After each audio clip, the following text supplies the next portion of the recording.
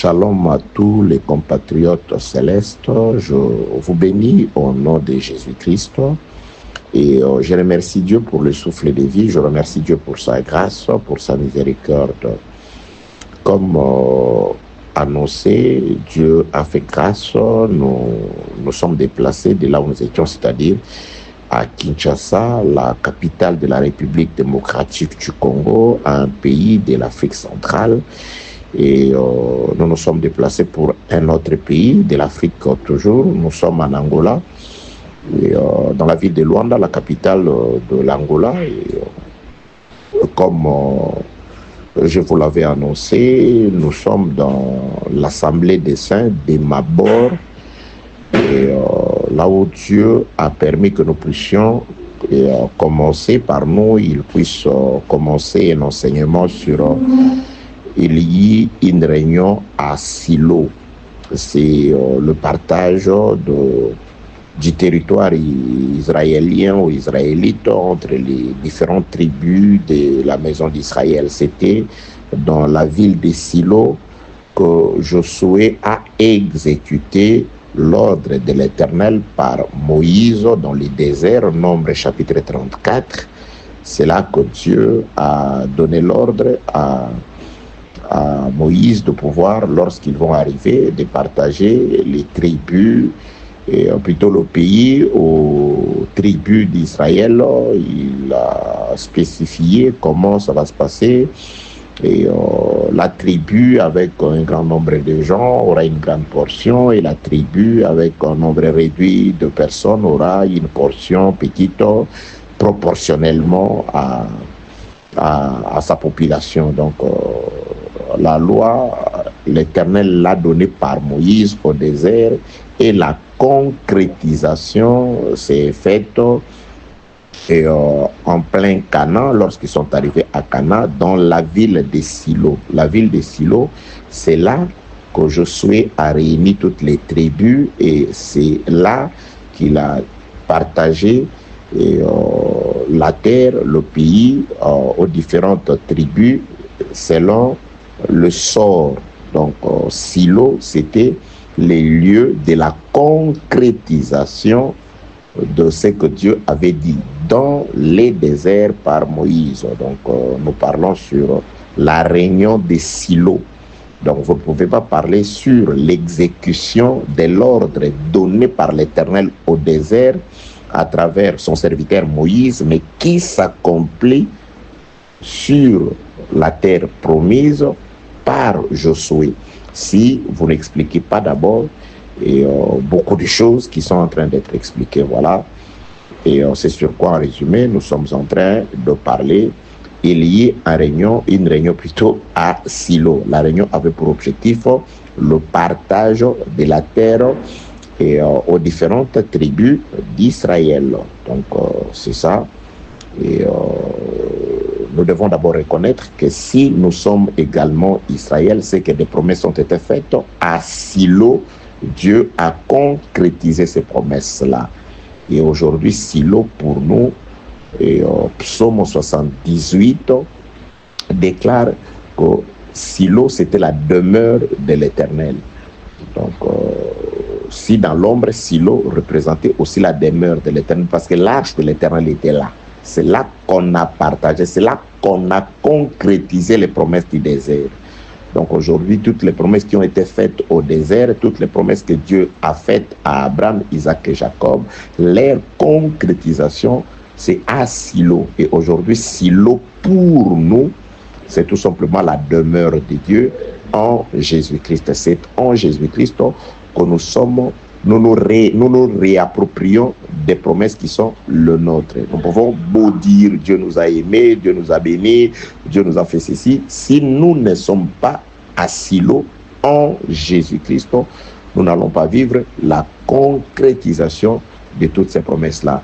Et les promesses de Dieu, elles sont spirituelles, elles sont aussi d'ordre visible, parce que Dieu n'a pas seulement créé les choses invisibles, il a créé les invisibles et les choses visibles.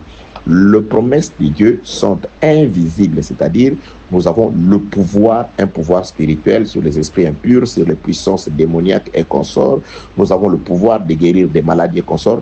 Et nous avons aussi des promesses visibles par rapport à notre passage dans les déserts, par rapport au temps que nous passons sur la terre, le secours de l'Éternel par rapport à nos besoins aussi.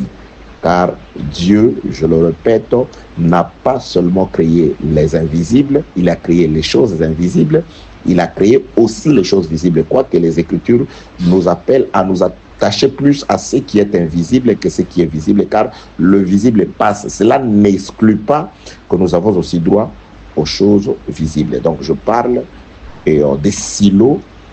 La réunion des silos, c'était la concrétisation, c'était le partage des territoires aux fils d'Israël, selon que Dieu avait parlé à Moïse au désert. Il y a beaucoup de choses là-bas. Dieu a parlé à Moïse au désert et la concrétisation ne pouvait pas s'accomplir si celui par qui Dieu avait donné la promesse au désert ne décède pas. Parce que lorsque Dieu donne la promesse au désert, c'était sous forme d'un testament. Dieu a établi un testament par Moïse. Visiblement, Moïse en était le testateur. Alors, le peuple à Silo ne pouvait pas entrer en possession de ce qui a été écrit pour et dans les testaments concernant le partage du territoire si le testateur ne meurt pas, d'après ce qui est écrit dans le livre des Hébreux, chapitre 9, versets 16 et 17. Donc, les testaments, les héritiers ne peuvent pas hériter si le testateur est vivant. Dieu a établi ce testament du partage du territoire par Moïse. Donc Moïse doit nécessairement décéder. C'est pourquoi lorsque Moïse est mort, quand le peuple pleurait, Dieu a dit: Josué, lève-toi, vous avez assez pleuré. Maintenant, allez, vous allez prendre possession du pays. Que le Seigneur vous bénisse. Donc ça, c'est la réunion des silos. La réunion des silos. À Silo, c'est la concrétisation. Et bien aimé dans le Seigneur, et qu'est-ce qui arrive si quelqu'un a reçu une portion à Silo et que cette personne vienne à perdre cette portion? Parce que Dieu avait prévu aussi des mécanismes dans la loi pour la récupération de la portion qu'on a reçue à Silo. Parce que Dieu avait déjà déclaré qu'aucune portion de terre, qu'aucun héritage ne passera déjà d'une tribu à une autre. Les enfants d'Israël doivent rester accrochés chacun à son héritage, bien-aimé dans le Seigneur. Donc, ce qui nous a été donné en Jésus-Christ à Silo, nous ne pouvons pas nous en séparer. S'il nous arrivait de perdre cela, Dieu a prévu des mécanismes. Là, nous sommes dans Lévitique chapitre 25. Le mécanisme, c'est-à-dire le moyen que Dieu avait plutôt mis à la disposition du peuple pour récupérer l'héritage des silos. Car l'héritage des silos ne se perd pas. On ne peut perdre que ce qu'on n'a pas reçu à Silo. Si vous n'avez pas été à Silo, si votre tribu n'avait pas été comptée à Silo, donc vous vous retrouvez possesseur d'une portion de terre, vous allez le perdre. Après 50 ans, vous allez le perdre. C'est que vous l'avez acheté. Tout ce que vous achetez qui ne vous a pas appartenu, qui ne vous a pas été donné à Silo, vous allez le perdre. Vraiment, nous avons besoin de vous soutenir dans la prière. Et je crois que nous aurons, pour ceux qui écoutent la langue portugaise ou la langue lingala, nous allons vous mettre ces audios-là. Mais pour les autres, je crois que ça va être un peu difficile. Et les amis francophones, nous aurons peut-être le temps de revenir à chaque intervention pour vous donner un résumé. Parce que dans ces pays ici, la langue parlée, c'est la langue portugaise. Alors, les gens, pour la plupart, ne comprennent pas les Français. Donc, on prêche en lingala, la langue nationale, l'une des langues nationales de la République démocratique du Congo, et les traducteurs, et la traduction se fait plutôt en portugais.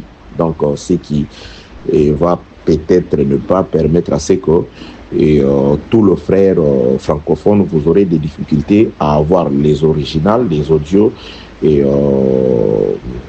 originaux, mais Dieu est faisant, Dieu va permettre à ce que nous ayons le temps de passer au faire des résumés de la manière dont nous venons de le faire. Que Dieu vous bénisse, que la grâce du Seigneur soit avec vous, que vous puissiez, vous qui êtes héritiers, qui avez reçu de la part du Seigneur à Silo des dons du Seigneur, que vous puissiez les conserver.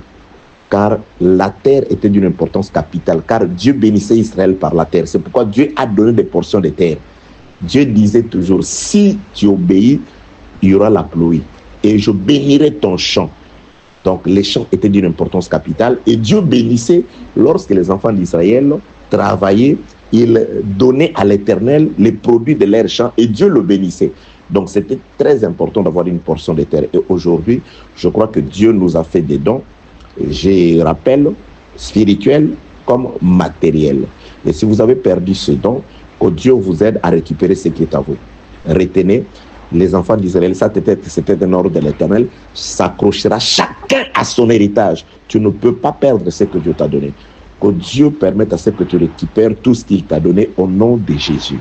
Que Dieu permette à ce que tu puisses profiter de tout le bien qu'il a prévu pour toi au nom de Jésus-Christ. Que Dieu permette à ce que tu puisses conserver la part de ton héritage invisible pour la vie éternelle, ainsi que visible pour la jouissance pendant qu'on est encore sur la terre, dans le nom de Jésus-Christ. Paix et grâce de Dieu sur vous, au nom de Jésus.